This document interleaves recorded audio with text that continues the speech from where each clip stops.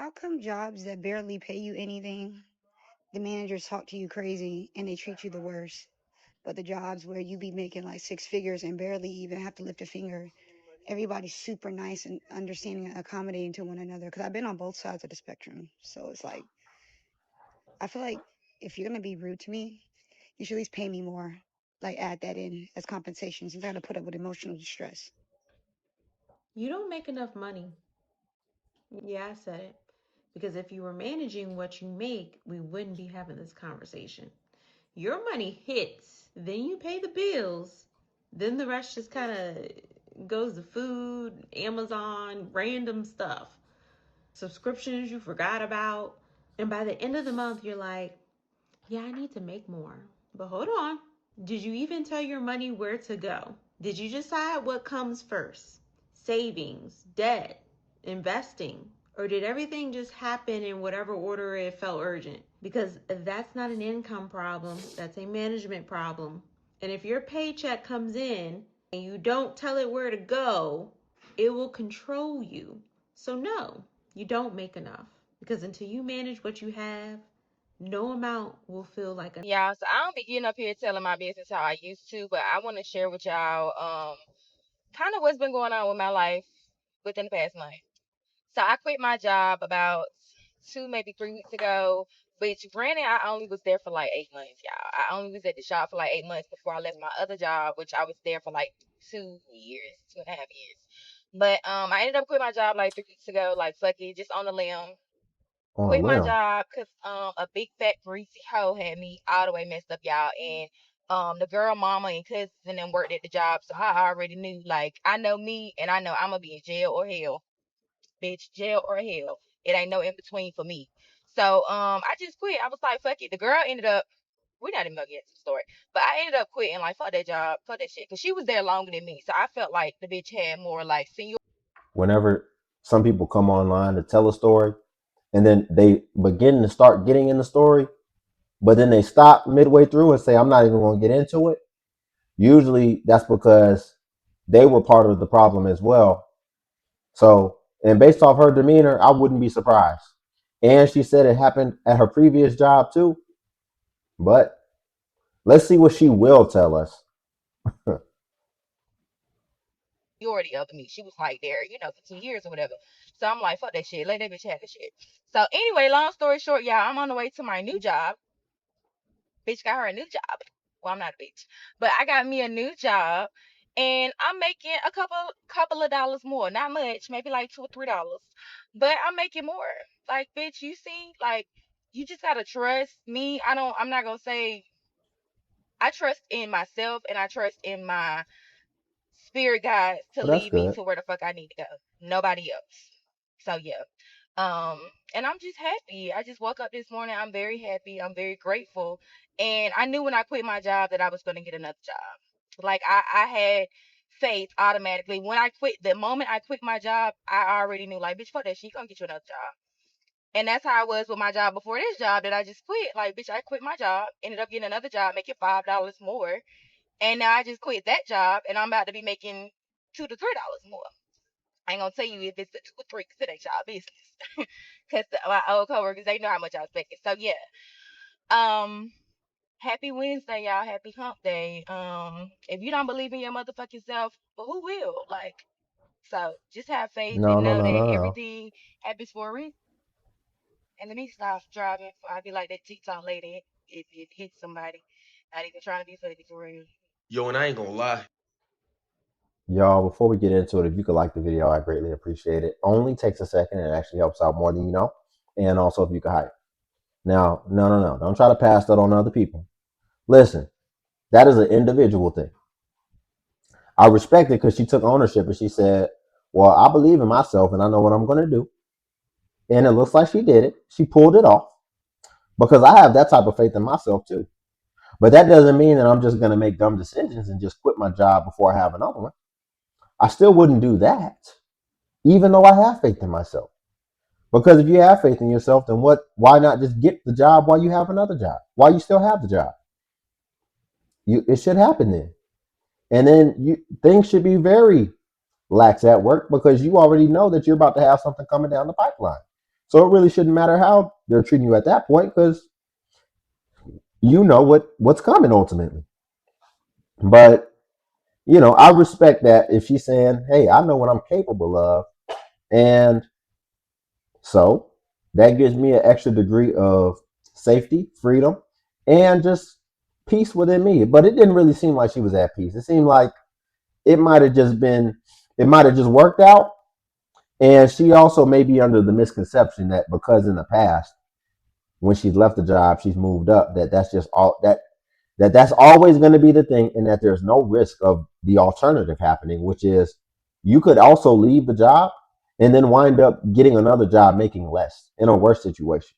You have to consider both sides of the coin, but as humans, we're naturally more optimistic because we don't want to really consider the the cons of the situation. But if you want to be an accurate thinker, then you must evaluate the cons as well. It's just that simple. The biggest motivation to find a way to make their cheese, to stack their bread, you know what I'm saying, start saving, to do what I gotta do to make my own money.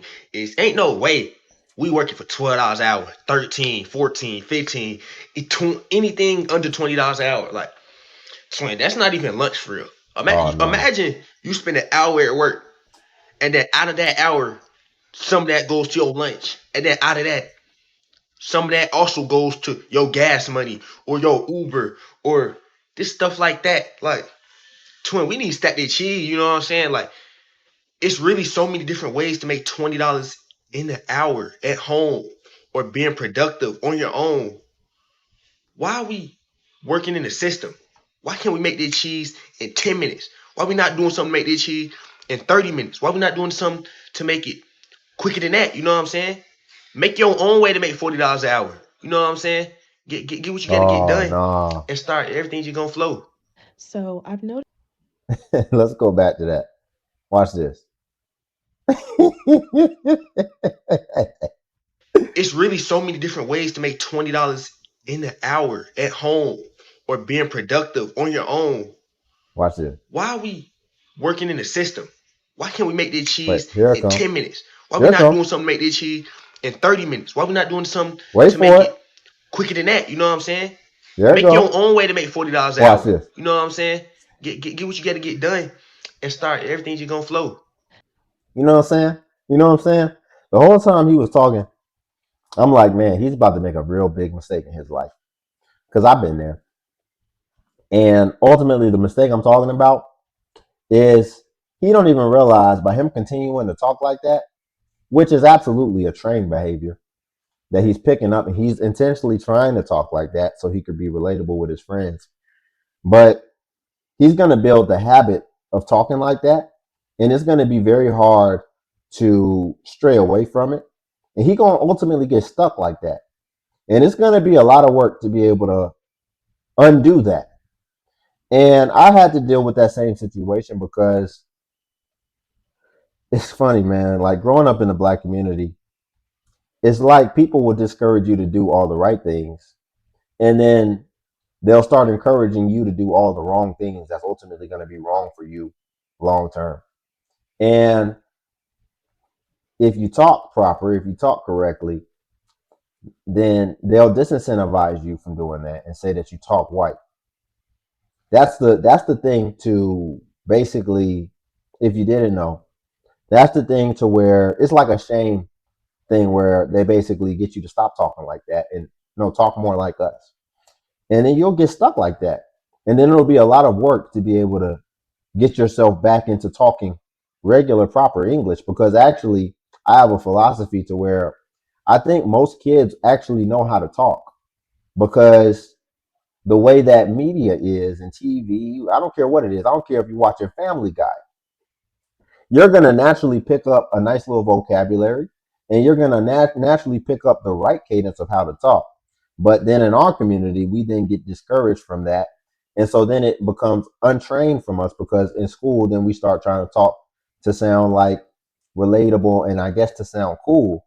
But when you actually get out into the workforce and you start to try to have some business about yourself, you realize what a bumbling idiot you sound like And then now you got to try to untrain that. But look at how fluid he was with it. It's going to be hard to untrain that. He can do it, but then that's just going to become a task that you got to be working through when you really should be working towards bigger and better. So I would encourage all young men to just go ahead and kick that to the curb, because you might sound good for the young ladies right now. They like that. They like that you talk like that. But once you get up there in your upper 20s, your 30s, your 40s, your 50s, you're going to look real silly talking like that. And by then you would have already had, see, that's going to be your profession. That's going to be your expertise. Talking like a talking like an idiot. So go ahead and just kick that. Trust me. Any young men who might be watching this, who might have a little bit of common sense and know that he might have a point. Listen to this, because you'll thank me if you really hone in, instead of honing in that slang talk, that street talk, if you actually hone in just being able to present and speak with clarity and speak effectively, you'll actually really appreciate that, and it'll actually represent yourself well, and you'll be able to get more opportunities. Trust me. So I've noticed that a lot of people let their pride and their ego keep them broke. So they refuse to work certain jobs because they feel like they're too good to be working at that particular place, or the job just doesn't provide them enough income for the lifestyle that they want, an aesthetically pleasing lifestyle. And I don't know, I just feel like it's okay to take the low paying job or the not so good job while you work on getting to where you need to be. A lot of people feel like the perfect job is just going to fall into their lap, and that's just not reality. And then we also tend to overestimate our skills. Just because you have a degree doesn't necessarily mean that you're equipped for that job. And I know that's like a tough pill to swallow, but sometimes you do need the work experience. Sometimes you do need to network with people. Sometimes you do need to build like your soft skills or your hard skills. Like, yeah, it's I don't know. We forget that when it comes to your career path, it's not always going to be linear.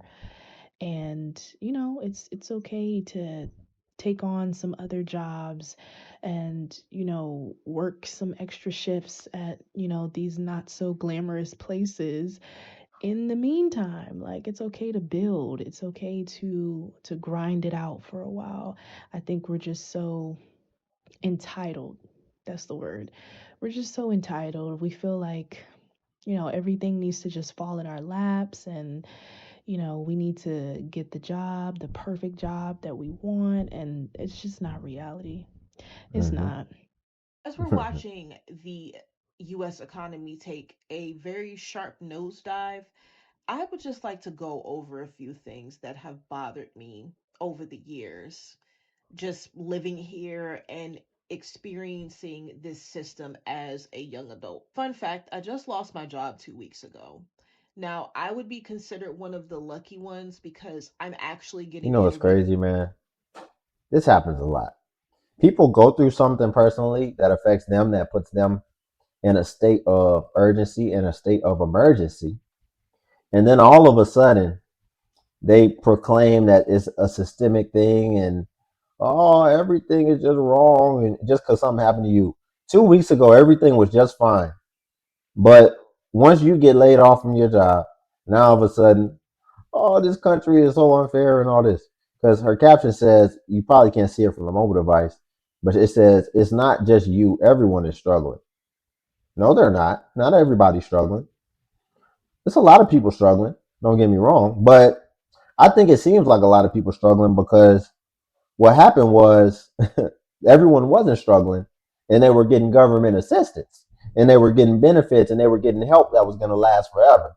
But when some of these rules came down, a lot of people who was receiving that assistance immediately became ineligible, especially the ones who were displaced due to the 2-year rule. So if you had already been on like Section 8 or certain benefits already, you immediately became ineligible if you've been on it for longer than 2 years. Or, if it's coming up, it's coming up. And, it just got stricter regulations for what would qualify as well. So I think that could be contributing to what you see as far as everyone struggling, because the fact of the matter is that on paper, everyone already was struggling, but they weren't living like they were struggling. Because technically, if you're receiving benefits, if you're receiving Section 8, all this type of stuff, you're supposed to be in a state of destitution. That's what that's supposed to mean. And that's supposed to mean that there's nothing you can do for yourself. But the people on these programs was living better than the hardworking people who actually had jobs. So that's why it appears like everyone's struggling, most likely, because she's seeing the fallout of that. But let's hear it from her perspective. Use and talking to actual people. I cannot say for some people that they're even talking to actual people or even being considered for positions at this moment in time.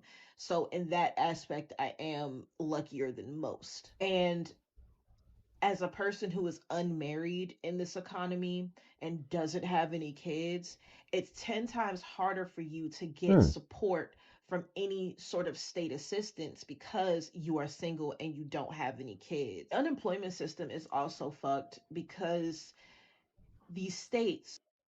I did not watch this video. Didn't I call it? See, it's because of government assistance tightening those floodgates that were just wide open. And so now you see when people actually have to take personal responsibility, I guess they call it struggling. She doesn't have no kids, no responsibilities, and she was trying to go get government assistance just because she lost her job 2 weeks ago. And imagine if it was still wide open. She'd have got on it and then she'd have got comfortable and would have never got off of it probably.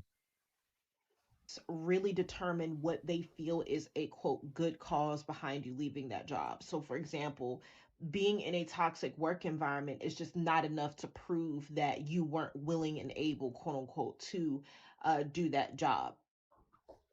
Having an illness is not enough to prove that you were willing and able to do that job. And even after you provide the proof, unemployment can still deny you for other factors. Oh. And the employers can also contest those facts so they do not Y'all have see to what's come going up out on? of their pocket to pay you for whatever damages they've caused to you mentally, emotionally, physically, etc. Homelessness is going to become a real issue, but homelessness is also being criminalized. But a lot of people aren't finding any jobs because the jobs are drying up. Big corporations are Look only at this. hiring internally, so they don't want to outsource Ma'am, and seek out candidates externally because it costs too much money. It costs way. ma'am, stop talking about the corporation and all this type of stuff. Ma'am, get off TikTok and go and start looking for another job. See, she wanted this to be the opportunity where she would either be able to get unemployment for a while and take a break, but have some money coming in, or get government assistance. That's what I believe. And now we have more information that she just gave us, and if she thinks we're dumb, I guess, because here's why. She didn't qualify for unemployment. She didn't qualify for unemployment, and she's trying to say, "Oh, well, they can fight it and contest it." Da da da da.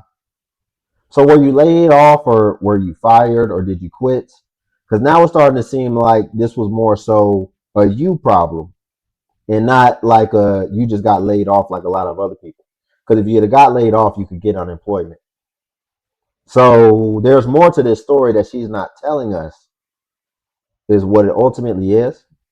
But we're running short on time. So we're going to leave it there for today. If you could like the video, I greatly appreciate it. Only takes a second and it actually helps out more than you know.